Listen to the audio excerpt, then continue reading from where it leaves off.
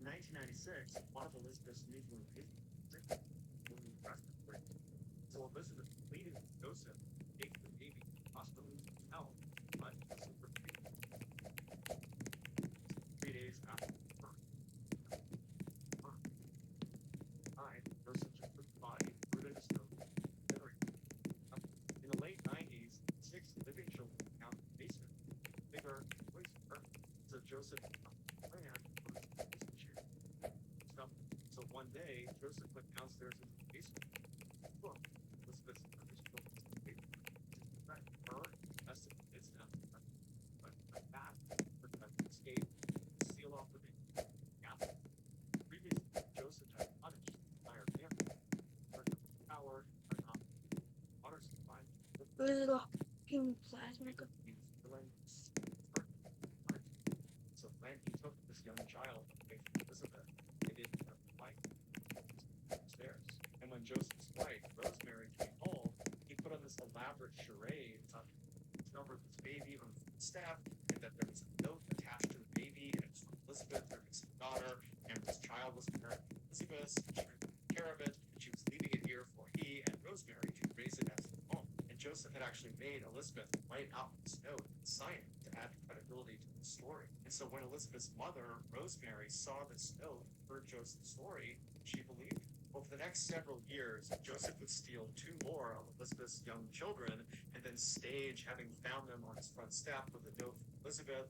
And with each discovered child, Rosemary amazingly never asked any questions. She just took these kids in, and she and Joseph raised them as their own. Eventually, when these 3 kids got old enough, Joseph would tell them that their real mother, Elizabeth, was low life, and she had abandoned them, and she didn't care about them.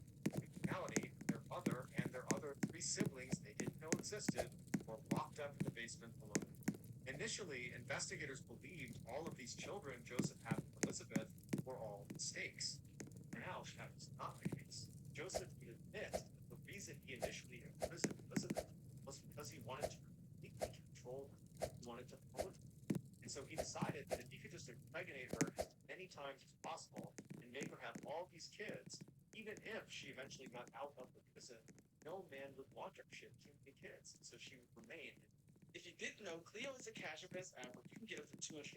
I know what you're thinking, what about my credit? But there's no credit checks with Clio. And even better, there's no interest, so bother.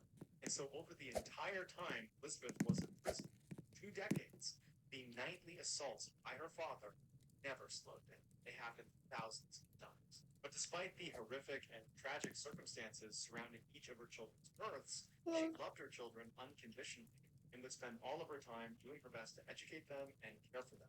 The 3 children that remained with her that were not taken by Joseph, she taught them how to read and how to write. And when Joseph had given them a TV and radio to keep down there, she would use those 2 items to try to teach her kids about the outside world. She would promise them that someday they would get to experience something real. Finally, in 2008, Oh! 4 years after Elizabeth had originally been captured by her father, her oldest daughter, Kirsten, becomes extremely sick. Elizabeth convinces Joseph to bring her to the hospital, and 1 week later, Joseph's heinous crimes were revealed. Once police found out about the secret prison, they rushed to the house.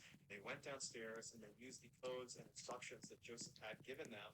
They went inside and they freed the last 2 remaining children that were still there. When they brought them to the hospital, the youngest of these 2 kids, who was 5 years old, he didn't speak the entire time. He just pressed his face up against the glass of the car window and he stared out in utter amazement because to that point in his life, he had never actually seen the world. After those 2 kids were brought to the hospital, they were reunited with the other 3 siblings that had been taken away from them years ago to live upstairs with Joseph and Rosemary. And apparently, the reunion was very emotional, and the kids were extremely happy to see each other. And then a couple days later, Kirsten would come out of her coma, and she too would have a chance to be reunited with all of her siblings. Kirsten would ultimately make a full recovery. It would turn out she was suffering from a severe vitamin D deficiency. And vitamin D you primarily get from the sun, and in her 19 years of life, she had never been in this. As soon as the story broke about this family being trapped inside of this basement, everybody had the same question. How could Elizabeth's mother, Rosemary, not know what was going on in her basement? But the police had the same suspicions.